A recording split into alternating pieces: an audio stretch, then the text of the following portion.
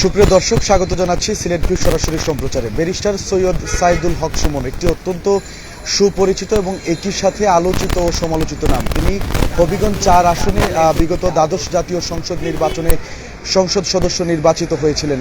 অনেকেই ভেবেছিলেন যে 5 আগস্ট পট পরিবর্তনের পর ব্যারিস্টার সুমন তিনি বিদেশে পাড়ি জমিয়েছেন, যুক্তরাজ্যে পাড়ি জমিয়েছেন। তবে গতকালকে রাত্রেই কিন্তু যেমনটা নিশ্চিত হওয়া গেছে, তাকে ঢাকা থেকে গ্রেপ্তার করেছে পুলিশ এবং আজকে তার 5 দিনের রিমান্ড মঞ্জুর হয়েছে। অর্থাৎ ব্যারিস্টার সৈয়দ সাইদুল হক সুমন, যিনি হবিগঞ্জ 4 আসনের সংসদ সদস্য ছিলেন, আমরা দেখেছি প্রায়ই তিনি সামাজিক যোগাযোগ মাধ্যম ফেসবুক সহ বিভিন্ন মাধ্যমে আলোচিত বক্তব্য দেওয়ার মাধ্যমে সারা দেশ জুড়ে সবসময় কিন্তু একটি আলোচিত নাম ছিল ব্যারিস্টার সৈয়দ সাইদুল হক সুমন। তিনি যুবদল নেতা এবং মিরপুরের বাঙালিয়ানা ভুজ রেস্তোরাঁর সহকারী বাবুর্চি হৃদয় মিয়াকে হত্যা গতকালকে রাত্রে কিন্তু মিরপুর মডেল থানায় দায়ের করা মামলায় সাবেক এই সংসদ সদস্য অর্থাৎ ব্যারিস্টার সৈয়দ সাইদুল হক সুমনকে তাকে 5 দিনের রিমান্ড আদেশ দিয়েছেন আদালত। এবং মঙ্গলবার ঢাকার চিফ মেট্রোপলিটন ম্যাজিস্ট্রেট শাহিন রেজার আদালত শুনানি শেষে তার এই 5 দিনের রিমান্ডের কিন্তু আদেশ দিয়েছেন। এর আগের কথা যদি আমি বলি, মামলার তদন্ত কর্মকর্তা মিরপুর মডেল থানার সুমনের 10 দিনের রিমান্ড আবেদন করেছিলেন। বৈষম্য বিরোধী ছাত্র জনতার আন্দোলন চলাকালে কিন্তু গত 19 জুলাই হৃদয় জুমার নামাজ আদায় করে মিরপুর 10 নম্বর এলাকায় আন্দোলনে গিয়ে গুলিবিদ্ধ হন এবং তিনি হবিগঞ্জের মাধবপুর 10 নং হাতিয়াইন ইউনিয়ন যুবদলের সিনিয়র সহসভাপতি ছিলেন। এই ঘটনায় গত 23 সেপ্টেম্বর মিরপুর মডেল থানায় ভুক্তভোগী অর্থাৎ তিনি নিজেই কিন্তু বাদী হয়ে একটি হত্যা চেষ্টা মামলা দায়ের করেন, যেই মামলায় ব্যারিস্টার সুমন 3 নাম্বার এজাহার নামীয় আসামি ছিলেন। এবং সোমবার দিবাগত রাত প্রায় 1:30টার দিকে মিরপুর 6 এলাকা থেকে ব্যারিস্টার সুমনকে গ্রেপ্তার করেছে পুলিশ। যদিও মানুষজন ভেবেছিলেন যে তিনি 5 আগস্ট সরকার পতনের পরপরই গা ঢাকা দিয়েছেন, দেশের বাইরে চলে গিয়েছেন, আত্মগোপনে রয়েছেন, কিন্তু তাকে গতকালকে ঢাকা থেকে কিন্তু গ্রেপ্তার করা হয়েছে। এবং গ্রেপ্তার হওয়ার ঠিক আগ মুহূর্তে রাত 1:21 তিনি অর্থাৎ ব্যারিস্টার সৈয়দ সাইদুল হক সুমন নিজের ব্যক্তিগত ভেরিফাইড ফেসবুক আইডি থেকে তিনি লিখেছেন যে আমি পুলিশের সঙ্গে যাচ্ছি, দেখা হবে আদালতে, দোয়া করবেন সবাই। এর পাশাপাশি কিন্তু একটি ভিডিও বার্তাও দিয়েছেন সৈয়দ সাইদুল হক সুমন। 2 মিনিট 48 সেকেন্ডের সেই ভিডিওতে তিনি যেমনটা জানিয়েছেন যে রাজনৈতিক পট পরিবর্তনের পর অনেকের মতো তিনিও দেশ ত্যাগ করেননি এবং তিনি দেশেই আছেন, ঢাকা শহরে আছেন, তবে নিরাপত্তাজনিত কারণে তিনি নিজের অবস্থান একটু গোপন রেখেছেন, এমনটি কিন্তু ভিডিও বার্তায় ব্যারিস্টার বলেছেন। এছাড়াও তিনি আরও যেমনটা বলেছেন, দেশ সংস্কারে কাজ করার সুযোগ পেলে তিনি কাজ করবেন এবং সংস্কারের অংশ হিসেবে এখন যাদের বিরুদ্ধে মামলা চলছে এরকম অনেকের বিরুদ্ধে তিনি মামলা করেছিলেন, এর শুরুটা তিনিই করেছিলেন, এমনটা তিনি দাবি করছেন।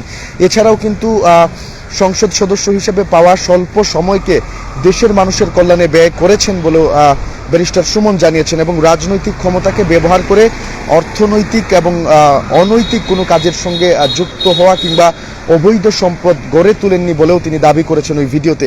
এছাড়াও তিনি আরও যেমনটা জানিয়েছেন যে তার নামে কোনো মামলা হলে যেহেতু তিনি আইনজীবী, তাই আইনের প্রতি শ্রদ্ধা তার আছে এবং তিনি আইনের মাধ্যমে সেটি মোকাবেলা করবেন। এবং চলতি বছরের 7 জানুয়ারি অনুষ্ঠিত দ্বাদশ জাতীয় সংসদ নির্বাচনে আওয়ামী লীগের মনোনয়ন চেয়েও কিন্তু সেই মনোনয়নটি পাননি সুপ্রিম কোর্টের আলোচিত এই আইনজীবী। তবে স্বতন্ত্র প্রার্থী হিসেবে আওয়ামী লীগের মনোনীত এই প্রার্থীকে এবং সাবেক বেসামরিক বিমান পরিবহন ও পর্যটন মন্ত্রী অ্যাডভোকেট মাহবুব আলীকে পরাজিত করে হবিগঞ্জ 4 আসন থেকে প্রথমবারের মতো সংসদ সদস্য নির্বাচিত হয়েছিলেন ব্যারিস্টার সৈয়দ সাইদুল হক সুমন।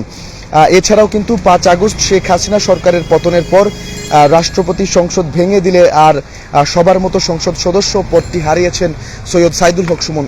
তবে এই সৈয়দ সাইদুল হক সুমন এটি কিন্তু অত্যন্ত আলোচিত এবং সমালোচিত একটি নাম, কেননা বিভিন্ন সময় তিনি তার নিজস্ব ফেসবুক আইডি থেকে ভেরিফাইড ফেসবুক পেজ থেকে বিভিন্ন সামাজিক মাধ্যমে একাধিকবার তিনি আলোচিত বক্তব্য দিয়েছেন, যেটি প্রশংসাও কুড়িয়েছে, একই সাথে সমালোচনার ভাগিদার হয়েছেন। কিন্তু বিগত বৈষম্য বিরোধী ছাত্র আন্দোলনে ছাত্রদের পক্ষে অবস্থান না নেওয়ায় আওয়ামী লীগ সরকারের অনেকটাই মৌন সমর্থন করেছিলেন ব্যারিস্টার সৈয়দ সাইদুল হক সুমন, যার ফলে এই যে ছাত্র জনতার আন্দোলন অভ্যুত্থান এইটিতে তার ভূমিকা নিয়ে সংশ্লিষ্টরা বা যারা আন্দোলনরত ছিলেন তারা সবাই প্রশ্ন তুলেছেন এবং তারা মনে করছেন যে ফ্যাসিস্ট আওয়ামী লীগ সরকারের দোসর ছিলেন তিনি, তাই তাকেও তারা পছন্দ করছেন না বা তার স্বপদে বহাল রাখতে চাচ্ছেন না। এরই একটি ইয়েতে আমরা যেমনটা দেখলাম যে যুবদল নেতাকে সহসভাপতিকে হত্যা চেষ্টা মামলায় তিনি নিজেই কিন্তু বাদী হয়ে তার বিরুদ্ধে একটি মামলা দায়ের করেছিলেন, যেই মামলায় গতকালকে রাত্রে ব্যারিস্টার সৈয়দ সাইদুল হক সুমনকে ঢাকার মিরপুর থেকে গ্রেপ্তার করেছে আইনশৃঙ্খলা রক্ষাকারী বাহিনীর সদস্যরা এবং আজকেই তার কিন্তু 10 দিনের রিমান্ড চেয়েছিল সংশ্লিষ্ট তদন্তকারী পুলিশ কর্মকর্তা। সেই 10 দিনের রিমান্ডের প্রেক্ষিতে আদালত কিন্তু ব্যারিস্টার সৈয়দ সাইদুল হক সুমনের 5 দিনের রিমান্ড মঞ্জুর করেছেন এবং তিনি এই রিমান্ড শেষে তার পরবর্তী শুনানি হবে এবং তার কি বিচার হয়, এই হত্যা চেষ্টা মামলায় তার কি বিচারের রায় আসে সেটি কিন্তু দেখা যাবে। তবে জনগণের মধ্যে একটা আগ্রহ যে সৈয়দ সাইদুল হক সুমন, তিনি সবাই ভেবেছিলেন যে তিনি হয়তো বিদেশে পাড়ি জমিয়েছেন, অধিকাংশেরই এমনটি ধারণা ছিল, কিন্তু গতকালকে রাত্রে তিনি তার ফেসবুক পেজ সহ তার ভেরিফাইড ফেসবুক পেজ থেকে ভিডিও এবং অডিও বার্তা দুইটিতেই নিশ্চিত করেছেন যে তিনি দেশে ছিলেন এবং দেশে নিরাপত্তাজনিত কারণে তিনি বেশ কয়েকদিন আত্মগোপনে ছিলেন বা তার অবস্থানটি গোপন রেখেছিলেন এবং তিনি যেহেতু আইনজীবী তাই আইনের প্রতি শ্রদ্ধা আছে তার, এই আইনের প্রতি শ্রদ্ধা রেখে তার বিরুদ্ধে যদি কোনো মামলা হয়ে থাকে সেই মামলার তিনি আইনি মোকাবেলা করবেন, এমনটি কিন্তু বারবার সামাজিক যোগাযোগ মাধ্যমে তিনি নিশ্চিত করেছেন।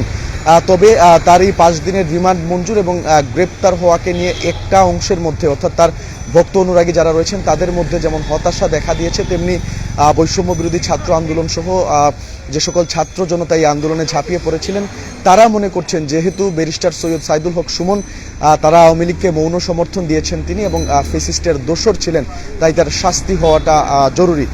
দর্শক, এই ছিল ব্যারিস্টার সৈয়দ সাইদুল হক সুমনের গ্রেপ্তার হওয়া এবং তার 5 দিনের যে রিমান্ডে নেওয়া তার আমার কাছে সর্বশেষ তথ্যাদি। আমাদের সাথে থাকার জন্য সবাইকে অসংখ্য ধন্যবাদ জানাচ্ছি। পরবর্তী আপডেটের জন্য অবশ্যই সিলেট ভিউয়ে চোখ রাখুন।